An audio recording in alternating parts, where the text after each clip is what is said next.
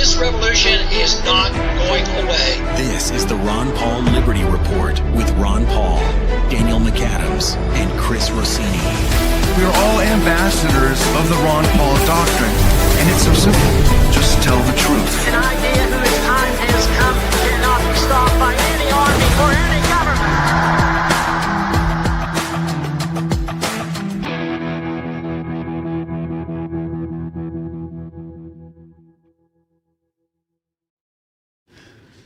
Hello, everybody, and thank you for tuning into the Liberty Report. With us today, we have Daniel McAdams, our co-host. Daniel, good to see you this morning. Good morning, Dr. Paul. How are you this morning?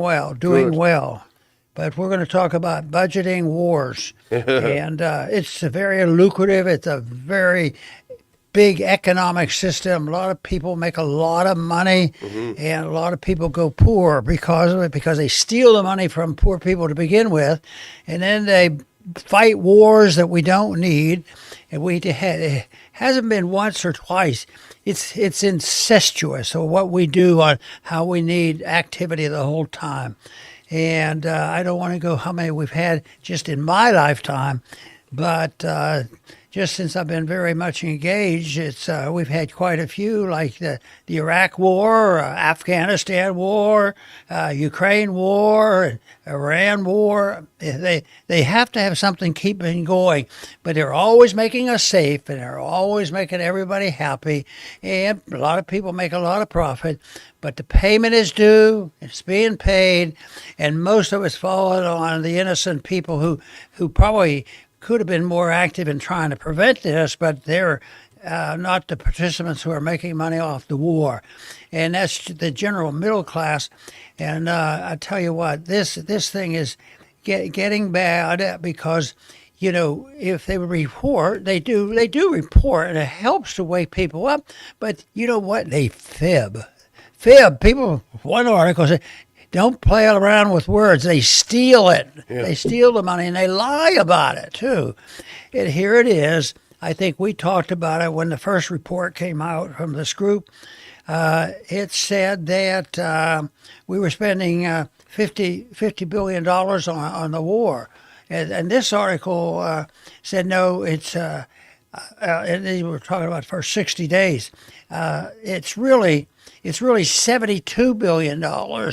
And quite frankly, the people who know a lot about this said it's going to be more. And what if it goes another 60 days? And can they walk away from now? I think the administration's trapped, because that was Nixon. Oh no, it was LBJ that said, I can't be the first American president that lost a war. So he was just fighting the war just for his image. And so there's a lot of that. See, they're not going to walk away, the warmongers, and say, oh, we wasted our time, we wasted your money, we're not going to do it. But these numbers are startling, and they're destined to go much higher. I don't know how the financial system is held together with so much debt and so much monetization of this debt and so many people suffering. Something is going to have to give, and I think we see the big crack already. Yeah, I think we're getting there. Now, this is some Stefan Semler at Popular Information Substack went through and crunched the numbers. As we know, Secretary of Defense Hegseth was before Congress a few days ago, and he said the cost of this war so far is $25 billion. We all knew it was a low ball when he said it, but it's actually a real big low ball. If we can put that first one up. The real cost of the Iran war, $72 billion for the first 60 days. Now, he has a methodology here for making this assessment. Now, if you go to the next one, this is where Hegseth said $25 billion for 60 days. CBS reported $50 billion, double the amount. However, Semler holds that this is actually still even too low. If you go to the next one, he says Popular Information, that's his Substack, conducted a cost estimate of the Iran war based on official statements, military procurement, and operations data, and reported on deployments and armament use. Through 60 days, the U.S. spent an estimated $71.8 billion on the Iran war, or $1.2 billion a day. Now, if you go to that next one, you'll see a chart, and this is the estimation. Operation, mobilization, administration, and combat, $15.8 billion. Weapons, missiles, interceptors, bombs, and other, $41.2 billion. Losses, damaged or destroyed military assets, $11.9 billion. Subsidies, paying for Israel's bombs and interceptors, $2.9 billion. $71.8 billion is their estimate now of this first 60 days of war. And as you rightly point out, Dr. Paul, that will fall disproportionately in the pocketbooks of the poor and middle class in the U.S. Yeah, that's where the real tragedy is. But when the Roman Empire was disintegrating, as it was starting, they had a tradition that the soldiers, when they went to war and they would conquer a new land, they got a part of that. They always gained from it. There was always largesse. It was passed out to the military, which gave them incentive to keep the people coming to fight these wars. But today it's not a whole lot different. There's people we don't literally hand something to them, but in a way we do. We hand it to the weapons industry. Just think of the profits that they make. And then also, these wars are fought, and how often is oil involved? I think it's astounding that there was plenty of oil, just a year ago.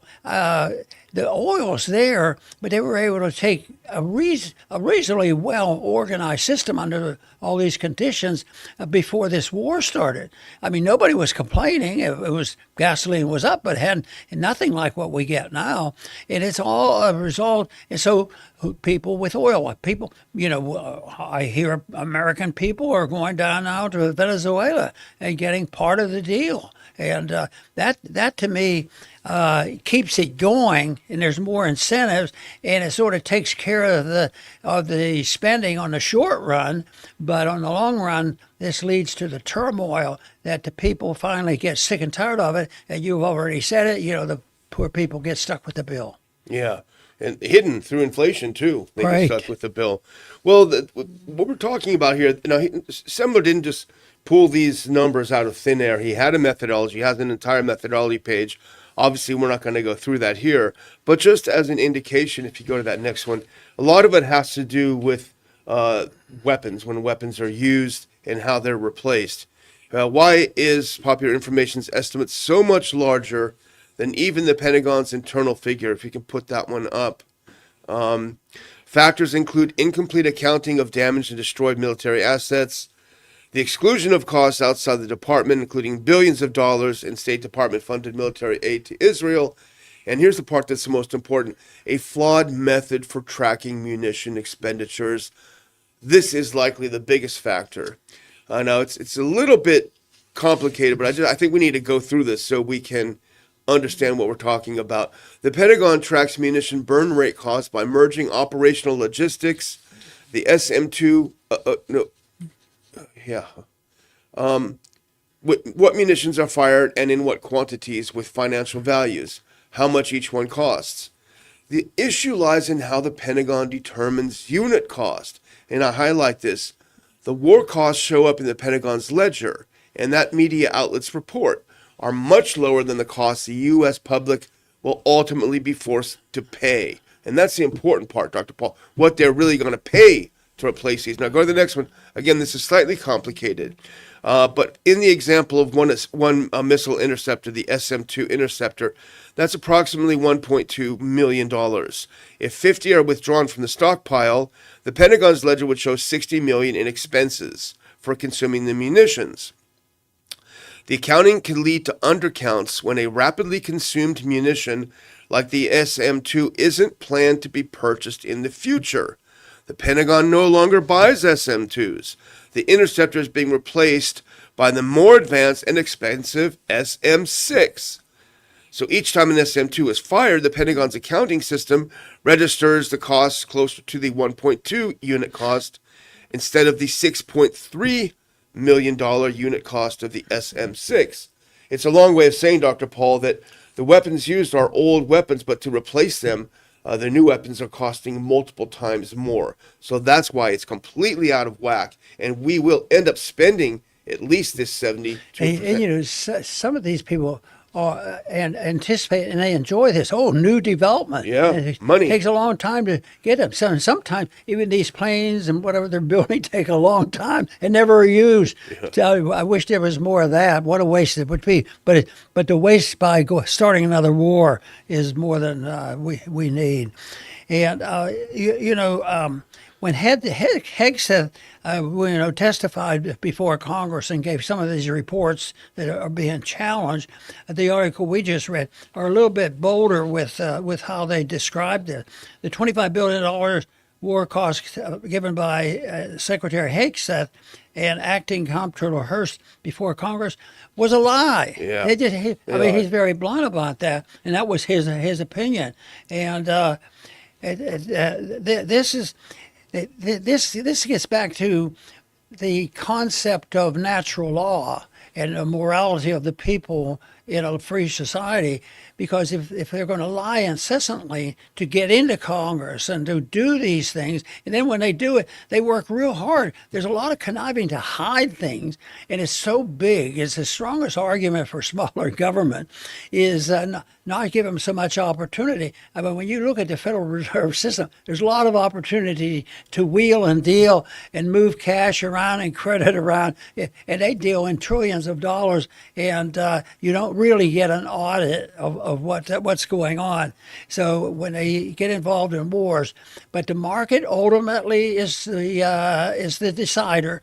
There is a cost, and that is the depreciation of our liberties and the depreciation and the devaluation of our dollar, and that's when things have to be changed. You just can't go on unless the people accept the idea that they want to live in total poverty or go to an answer to the left, and that's where I see danger signs. Yeah. When you see the elections in this country now, some people declare I'm a communist, and then they still elect them. Yeah. It's terrible. And there's also the issue, I mean, we're spending this money, this is money spent, but it's also the lost opportunity, the opportunity cost of this war. All of this money being spent to blow things up and then probably to rebuild them is money that could be spent doing a number of other things, money in people's pockets, money in entrepreneurs' pockets to create, things that would make our lives better. You can't even calculate that. Instead of what? You remember that terminology. Exactly.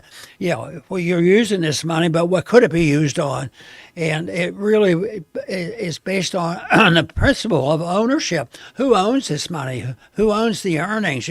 Basically the government does, and they give us permission to, how right now we're in the midst of getting ready to pay property taxes. It doesn't make me very happy. No. That means I have to pay my rent to the government. Yeah, Oh yeah, it's Yeah. camouflaged as being something very worthwhile. But they don't realize that there are alternatives to this. So it makes it where it's more voluntary, and it can be worked out. It can be better, and the prices would be kept lower. But big government is a very dangerous thing domestically, and we worry about it, and we can scare our people to death that the Iraqis are going to drop a big one on us, and now it's the Iranians are going. Right now, though, it's turning out that maybe the Iranians are doing better than most people realize they would. Yeah, that's what adds insult to injury in a way. I mean, because this money is spent probably multiple times, even what Semler points out. It's money spent on a war that achieved none of its objectives. Now, we would disagree with the objectives anyway, but even taken by their own accounts, they achieved nothing they wanted. In fact, they've made matters so much worse that a new objective, as Rubio himself said yesterday, a new objective is just to get us back to where we were before we started the stupid war, to open the strait, which was open before Trump decided to attack. But it's even worse than that. And there was an expose out from the Washington Post, if we go ahead one, and the media just didn't report it. Iran has hit far more U.S. military bases, military assets than reported satellite images show. And that's what's important. Now, you can see in this photo, if you're watching us rather than listening, how precision these weapons were. If you remember early on, President Trump tried to blame the Iranians for killing all those girls in a school by saying that their weapons are pretty non-precise. But you can look here, they hit exactly the targets they wanted to hit. So go to the next one. Iranian airstrikes have damaged or destroyed at least 228 structures or pieces of equipment at U.S. military sites across the Middle East since the war began, hitting hangars, barracks, fuel depots, aircraft, and key radar. The amount of destruction is far larger than what has been publicly acknowledged by the U.S. government or previously reported. So that means, Dr. Paul, they're trying to hide how damaged these bases are. They've done their best to hide it, but the Post got a hold of some satellite photos showing just how bad. And the question that I had when I was looking at this, if they are trying to hide how badly the bases are damaged, are they also trying to hide how many U.S. military personnel were killed or injured? Isn't it amazing, though, how much cooperation they got from the media? At the beginning, they were showing a couple pictures, and they soon shut them down, and they won't reveal this. But, really sorry, the thing that struck me of the most interest is the fact that the Iranians, I knew they were doing more, and they finally dawned on them, but their complacency and thinking that they wouldn't be, attacked like they ended up doing. They prepared themselves, and they had more intel than I ever dreamed of. And I think the way I look at this now, maybe this is pure propaganda for the Iranians. But I tell you what, when you read this, you say, they're beating our military, and that's going to drive them nuts. And you know what they're going to do? They're just going to get more bombs, and they'll say, well, that's why they're praying for peace right now. Yeah. They're calling for a ceasefire and a peace. That is our side, because they are not, the Iranians are a threat. And the other thing that was impressive was, the friendly Arab nations that were helping us, they ended up changing their mind. Yeah. They won't let us, our planes land in those countries now because the Iranians knew where to go. They were easier targets, and so that was a tremendous military success by them changing that policy. And, Trump right now is between a rock and a hard place because Iran has said, if you attack us again, we will take out all the infrastructure in the Middle East. So that'll mean all the oil infrastructure, everything of that nature, the fertilizer, everything. And we're already in a world crisis right now. So if Iran takes those out, it will be a global catastrophe. So if Trump does go back in, he's going to be responsible for creating this global catastrophe. But if he doesn't go back in, he has to face the fact that he launched a war based on lies. He listened to Netanyahu and the neocons in the U.S., and he launched a war, and he lost the war. So there's really nothing he can do. It's sort of like in inflation. If we quit spending and printing money, that would solve the problem, but there'll be pain and suffering. So this same way here on the military, if they do it, they have this this insult that they will too. So I would predict, just like inflation, the side of sanity of cutting spending won't happen, and the side of saying that our military and our foreign policy is going to suddenly change is it's not likely. It's going to last for a while, and it's going to finally be maybe with another administration or who knows what, but it just can't and won't continue, and nobody can predict exactly what the consequence will be, other than this country will suffer from decreased prosperity and decrease in personal liberty. It happens all the time. And these strikes, they hit 14 U.S. military sites in the region. Basically, every U.S. military site in the region is either damaged or destroyed. We're not going back. They're not going to be able to rebuild those bases. First of all, the countries in the region don't want U.S. bases back because they were operating under the assumption that those bases would protect them. But in fact, what they did is painted a target on their backs. UAE, Saudi Arabia, they don't want these back, and the U.S. won't be able to get them back. Now, if you go to that next clip, unfortunately, those of you who are listening won't be able to see it, but you can see the damage to these U.S. bases is extensive. It's extremely well targeted. They knew exactly what they wanted to hit, and they hit it with very accurate missiles. So it's a warning as well. If you come back, we can do this again. We can do even more. So this is the reason, Dr. Paul, why our founding fathers wanted Congress involved, wanted the president to have to make a case for war, not just wake up one morning, get off a phone call with Netanyahu and decide to take us to war. You know, they've gotten some help, I'm sure. It's reported that the Russians have helped them for gather the intelligence. Yeah. And I think that's a sad story, too, because thinking about it and experiencing some things that I had during the Cold War. And then I thought the end of the Cold War was a very unique miracle. Yeah. There was no exchange. And all of a sudden, boom, it was over. And it just ran out of steam. And then there was an opening, and we started trading and talking and traveling, and they were providing energy to Europe. And it's just a wonderful. But here we go. We start this war, and the one consequence is now we've driven.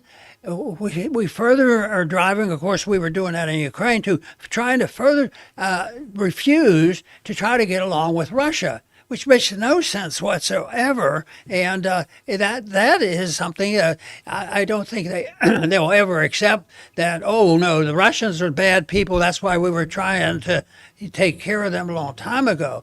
But yes, the Russians, not the Russian people, it was the Soviet system that was so bad. And but that is gone. It failed. And that's what's happening to us right now. Our system is failing. But too many people still think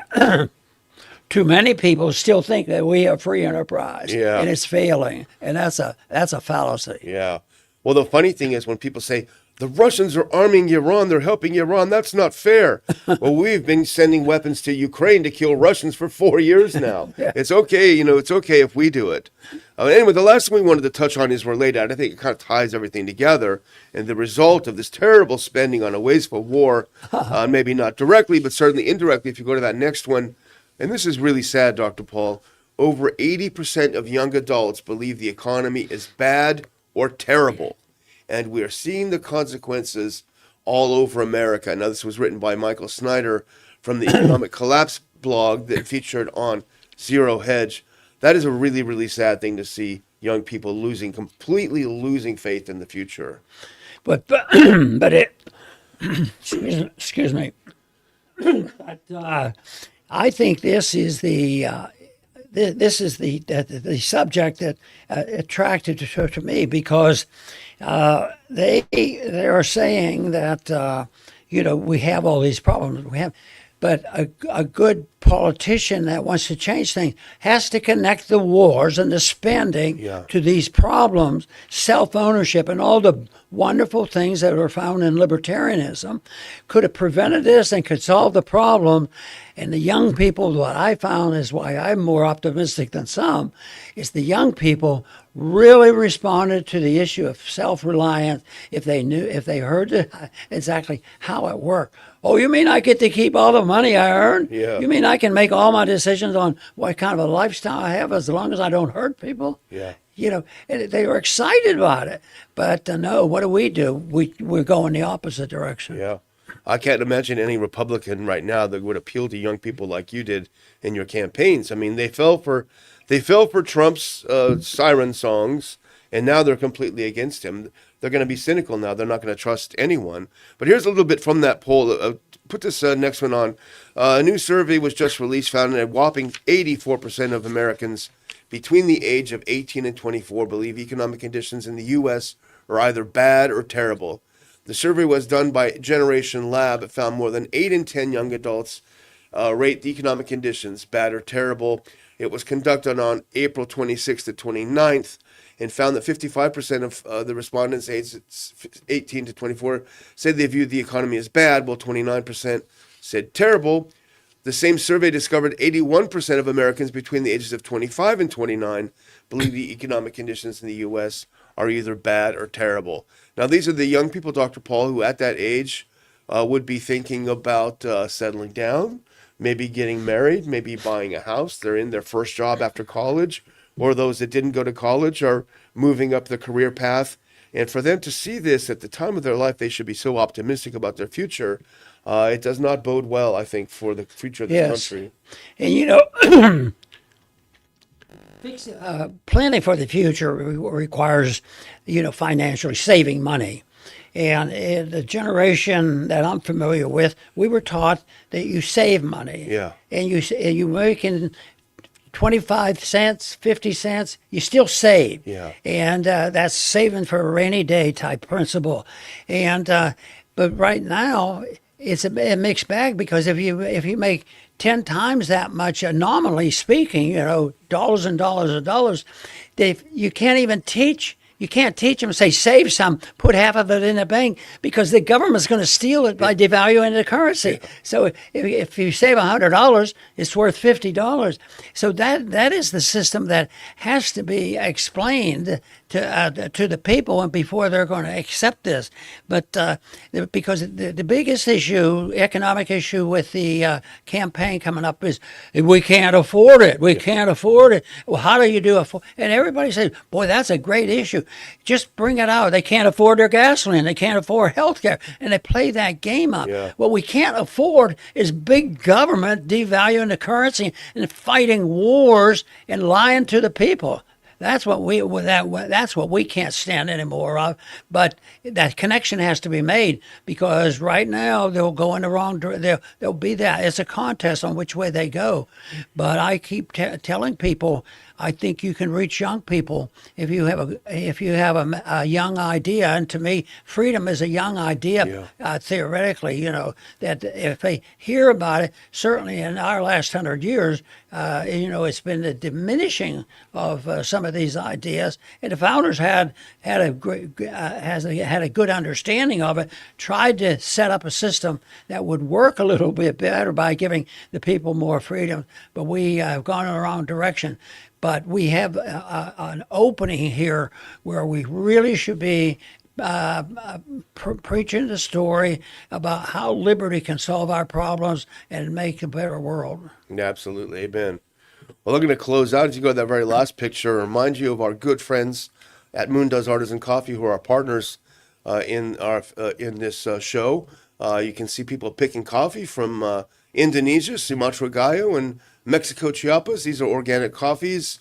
You can aim your phone at that Q code and go ahead and order your Ron Paul Revolution Blend coffee. It's the finest coffees from diverse nations, a harmonious, world-class coffee. You always talk about it, Dr. Paul, bringing people together, bringing coffee together. So go ahead and get yourself some of that. It's great coffee. And I want to thank everyone for watching the show. If you're watching it live, please remember to hit the like button, the thumbs up button, the heart button, and please share the show with your friends. We appreciate it. Very good. I want to thank our viewers today for tuning in. It's very important for us to have our allies working and trying to get this country changed better toward the ideas of liberty, because that is what I think is so important to prevent problems like we're having today, but they're also necessary to get us out of these problems. And one thing I'm convinced of, it's not complicated. And it's an idea that I'm always discouraged in the fact that we don't do a better job. Because how can we lose this argument intellectually when we have a system of government that protects personal liberty, and it is a system that provides the most prosperity and peace of any other system. And yet we don't do a good enough job to head off the people who are the ones who are going to steal, lie, and cheat and start wars for all kinds of reasons. We should be able to win this intellectual battle. I want to thank everybody for tuning in today to the Liberty Report. Please come back soon.